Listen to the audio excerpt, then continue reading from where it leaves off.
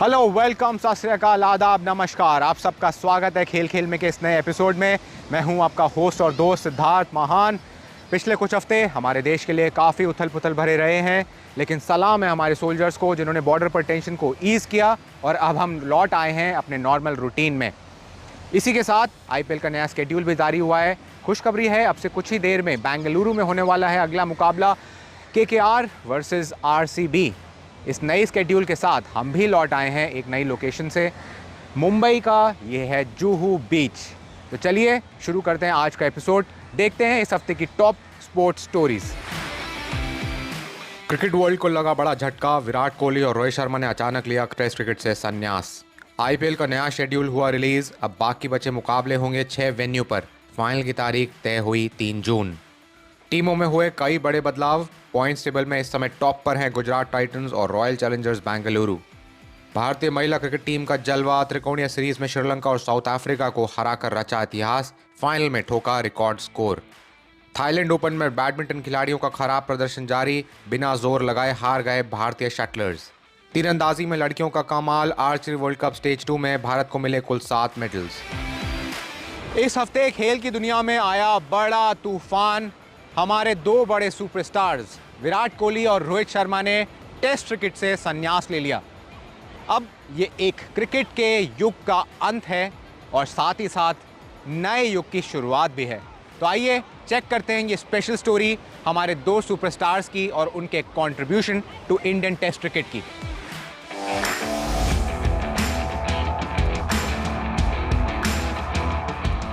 इस हफ्ते क्रिकेट की दुनिया से आई एक ऐसी खबर जिसने हर फैन को कुछ पल के लिए शॉक्ड कर दिया।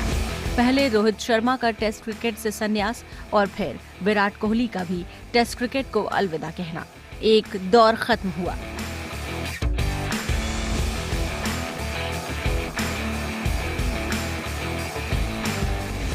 टेस्ट क्रिकेट का सबसे जुनूनी चेहरा विराट कोहली अब इस फॉर्मेट में कभी नहीं दिखेगा। 123 टेस्ट, 9,230 रन, 30 शतक, लेकिन इन आंकड़ों से कहीं बड़ा था विराट का असर। वो टेस्ट क्रिकेट के आखिरी बड़े ब्रांड एम्बेसडर थे। एक ऐसा खिलाड़ी जिसने टेस्ट को टीवी स्क्रीन पर नहीं बल्कि दिलों पर राज कराया। जहां दुनिया T20 के पीछे भाग रही थी, वहां विराट ने लाल गेंद को इज्जत दिलाई। उनकी कप्तानी में टीम इंडिया सिर्फ मैच नहीं, माइंडसेट जीतती थी। फिटनेस, फास्ट बॉलिंग और फायर, यही थे विराट के टेस्ट मंत्र। रोहित की कहानी भी कुछ कम प्रेरणादायक नहीं है। 2019 में ओपनर बनने के बाद उन्होंने अपने टेस्ट करियर को एक नई उड़ान दी, लेकिन बीते 1 साल में फॉर्म गिरा, सवाल उठे और अंत में उन्होंने खुद को सिडनी टेस्ट से बाहर किया और फाइनली रिटायर हो गए। अपने नियमों पर विदा हुए शान से। हम लोगों को भी अच्छा नहीं लग रहा कि वो चले गए ऐसे छोड़ के टेस्ट क्रिकेट। ऐसा नहीं है कि होता कि कोई एक प्लेयर चले जाए तो टीम को कोई जो है कि टेस्ट मैच में थोड़ा फर्क पड़ जाता है। थोड़ा दिल उदास सा है क्योंकि मुझे लगता था कि बड़ा सा मैच होता, फेयरवेल होता टेस्ट मैच। अब जब दोनों चले गए हैं तो सवाल ये है कि कौन भरेगा ये खाली जगह। बुमराह, पर क्या उनका शरीर इतने लंबे फॉर्मेट को झेल पाएगा, या शुभमन गिल, या ऋषभ पंत, या फिर केएल राहुल। अब जिम्मेदारी है नए सितारों की। भारतीय क्रिकेट कभी ज्यादा देर शोक नहीं मनाता, वो फिर खड़ा होता है। नई पीढ़ी दस्तक दे रही है और भारत फिर से तैयार है एक नई चुनौती के लिए। इस हफ्ते आईपीएल का नया स्केड्यूल भी बीसीसीआई ने रिलीज कर दिया है। 3 जून को होगा अब फाइनल। 6 वेन्यू सिलेक्ट करी गई हैं और अब से कुछ ही देर में होने वाला है अगला मुकाबला। आइए चेक करते हैं ये अगली रिपोर्ट।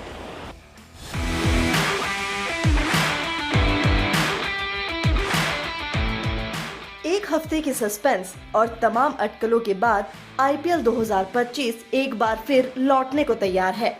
भारत और पाकिस्तान के बीच बढ़ते तनाव के चलते बीसीसीआई ने सीजन को अस्थायी रूप से रोका था, लेकिन अब 17 मई से टूर्नामेंट फिर से शुरू किया जाएगा।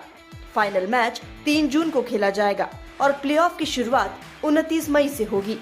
सरकार से चर्चा के बाद बीसीसीआई ने नए शेड्यूल को अंतिम रूप दे दिया है। अब तक 58 मुकाबले हो चुके हैं और सिर्फ 17 मैच बाकी हैं। टूर्नामेंट के बचे 17 मैच अब देश के 6 शहरों में आयोजित किए जाएंगे। बेंगलुरु, जयपुर, दिल्ली, लखनऊ, मुंबई और अहमदाबाद। हालांकि इस सस्पेंशन के बाद कई विदेशी खिलाड़ी भारत छोड़ चुके हैं, खासकर ऑस्ट्रेलियाई खिलाड़ी जो शायद अब वापस न लौटें। कुछ विदेशी सितारे अब भी भारत में मौजूद हैं और कुछ दुबई में तैयार हैं वापसी के लिए यदि लीग दोबारा शुरू होती है। इंटरेस्टिंगली, जहां पहले जयपुर में सिर्फ एक मुकाबला होना था, अब नया शेड्यूल सिटी को दे रहा है पूरे 3 मुकाबले। पंजाब किंग्स के बचे हुए मैच अब जयपुर में होंगे, यानी जयपुर के फैंस के लिए डबल धमाल।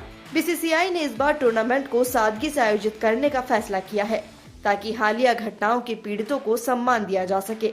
आईपीएल के इस नए अध्याय में कौन सी टीम बाजी मारेगी, ये देखना दिलचस्प होगा। आईपीएल काफ़ी तेज़ी से अपने क्लाइमेक्स की ओर बढ़ेगा और जैसे जैसे हम प्लेऑफ्स की रेस में आगे बढ़ेंगे सारे मुकाबले काफ़ी इंटेंसिफाई होते चल जाएंगे। अभी इस समय टेबल पर टॉप पर हैं गुजरात टाइटंस और रॉयल चैलेंजर्स बेंगलुरु। इस पूरे स्केड्यूल चेंजेस के कारण टीम कॉम्बिनेशंस में भी काफ़ी बदलाव आए हैं। आइए चेक करते हैं इन सब के बारे में इन दिस नेक्स्ट रिपोर्ट।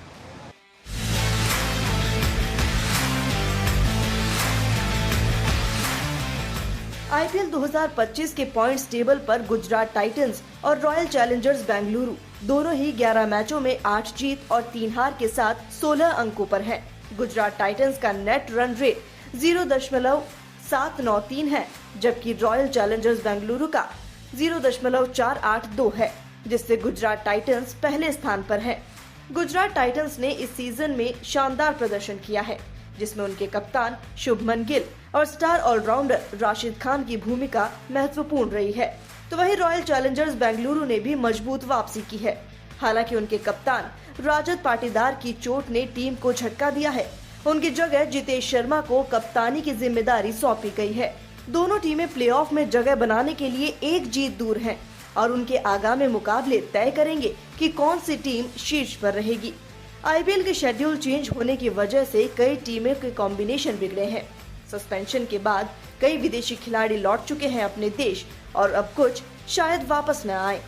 ऑस्ट्रेलियाई खिलाड़ी खासतौर पर सुरक्षा कारणों से भारत नहीं लौटने वाले बताए जा रहे हैं, जिसका सीधा असर पड़ा है टीमों की रणनीति पर। दिल्ली कैपिटल्स और पंजाब किंग्स जैसे फ्रेंचाइजियों को अपने कॉम्बिनेशन पर फिर से सोचना पड़ रहा है और कई टीमों को अब घरेलू खिलाड़ियों पर ज्यादा भरोसा जताना होगा।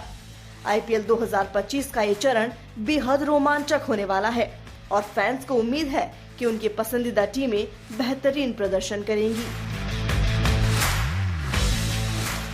मेरे पीछे आप देख सकते हैं मुंबई में काफ़ी इंफ्रास्ट्रक्चरल चेंजेस हो रहे हैं। ये एक नया सी लिंक आ रहा है। इसी तरह काफ़ी चेंजेस और काफ़ी positive changes women's cricket team में भी आए हैं। इसी के कारण उन्होंने पिछले कुछ दिनों में बहुत अच्छा क्रिकेट का प्रदर्शन किया और जीती श्रीलंका में ट्राई सीरीज, जहां पर श्रीलंका के साथ साथ साउथ अफ्रीका भी थी और फाइनल में तो टीम ने कमाल ही कर दिया, रिकॉर्ड तोड़ टोटल बना डाला। चेक करते हैं उनकी परफॉर्मेंसेस के ऊपर ये नेक्स्ट रिपोर्ट।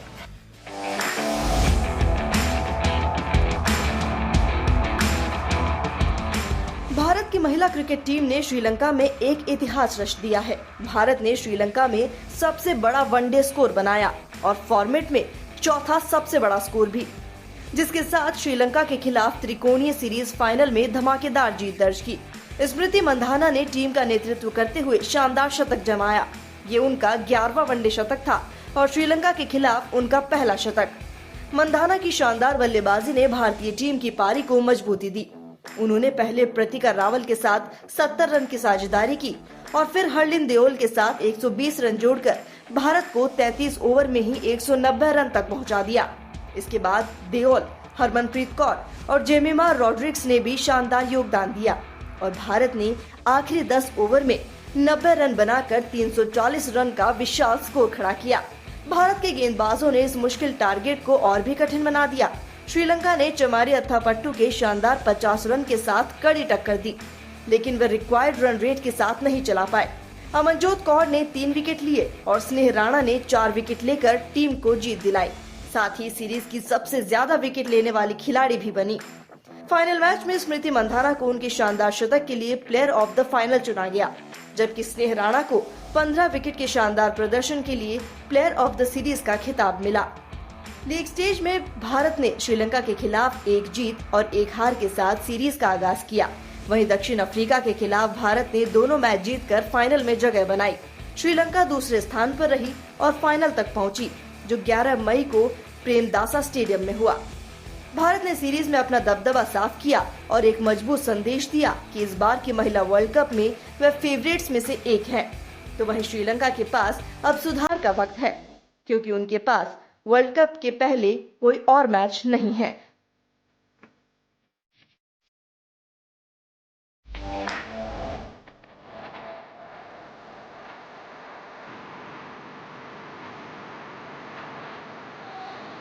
थाईलैंड ओपन में भारतीय बैडमिंटन प्लेयर्स का प्रदर्शन बहुत ही निराशाजनक रहा, जहां हमारे युवा प्लेयर्स ने फिर भी कुछ संघर्ष किया, पर हमारे अनुभवी प्लेयर्स पहले ही राउंड में बाहर हो गए। चेक करिए ये नेक्स्ट रिपोर्ट।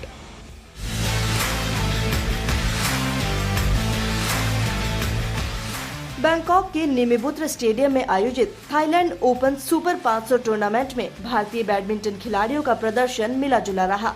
महिला एकल में नागपुर की मालविका बसोड़ ने तुर्की की अनुभवी नेस्लिहान येगिच को 21-12, 13-21 और 21-17 से हराकर दूसरे दौर में प्रवेश किया। अब उनका सामना 7वीं वरीयता प्राप्त थाई खिलाड़ी रत्चानोक इंतानोन से होगा। वहीं पुरुष एकल में लक्ष्य सेन और प्रियांशु राजावत पहले ही राउंड में क्रमशः आयरलैंड के नहद गुयेन और इंडोनेशिया के अलवी फरहान से हारकर बाहर हो गए। महिला एकल में आकर्षि कश्यप और उन्नति हुड्डा के कड़े मुकाबलों में जीत दर्ज की।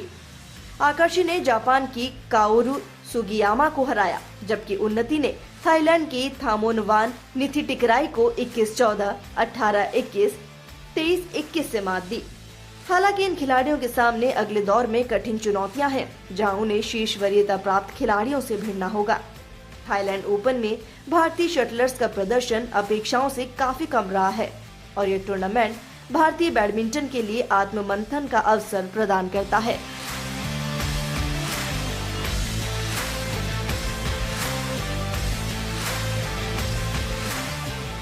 भारतीय शटलर्स का प्रदर्शन काफी समय से खराब चल रहा है। जो कि एक गारंटीड मेडल स्पोर्ट हुआ करता था ओलंपिक के लिए, वो अब लगातार डिक्लाइन पर है, एक चिंता का कारण बन गया है। और उम्मीद करते हैं कि बैडमिंटन अथॉरिटीज़ और कोचेस कुछ इंट्रोस्पेक्शन करेंगे और कड़े कदम उठाएंगे। अब बात करेंगे भारतीय तीरंदाजों की उस शानदार उपलब्धि की, जिसके कारण आर्चरी वर्ल्ड कप स्टेज 2 में भारत का परचम लहराया। शंघाई में हुए इस प्रतिष्ठित टूर्नामेंट में भारतीय खिलाड़ियों ने 7 मेडल जीतकर देश का नाम रोशन किया।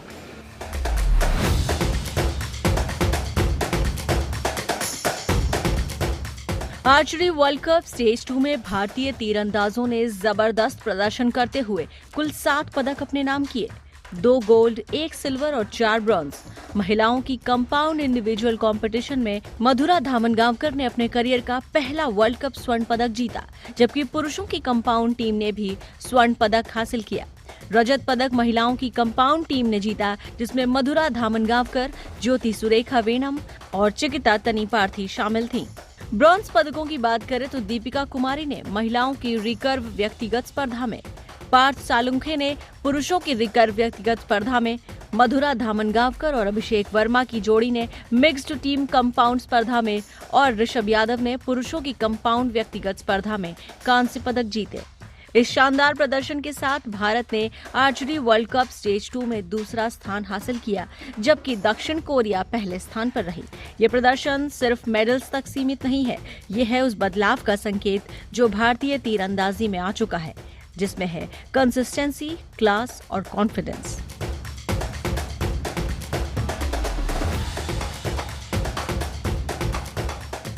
देश के लिए एक और गर्व का पल है। टोक्यो गोल्ड मेडलिस्ट और पेरिस के सिल्वर मेडलिस्ट नीरज चोपड़ा को इंडियन आर्म फोर्सेस में टेरिटोरियल आर्मी के लेफ्टिनेंट कर्नल की उपाधि से सम्मानित किया गया है। ये उनके देश के प्रति कंट्रीब्यूशन के लिए उन्हें दिया गया है। इससे पहले MS धोनी और कपिल देव को भी ये सम्मान दिया गया था। अब नीरज चोपड़ा न केवल मैदान में बल्कि सेना की वर्दी में भी देश को गौरवान्वित करेंगे।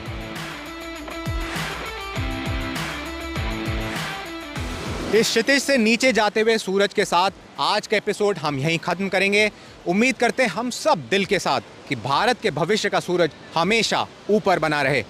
आप हमारे special digital segment sports time machine से भी जुड़िए, जो आपको हर शाम देगा 1 मिनट के अंदर special stories, interesting sports facts. अपना ख्याल रखें और अगले हफ्ते हम फिर मिलेंगे। देखते रहें खेल खेल में विद सिद्धार्थ महान।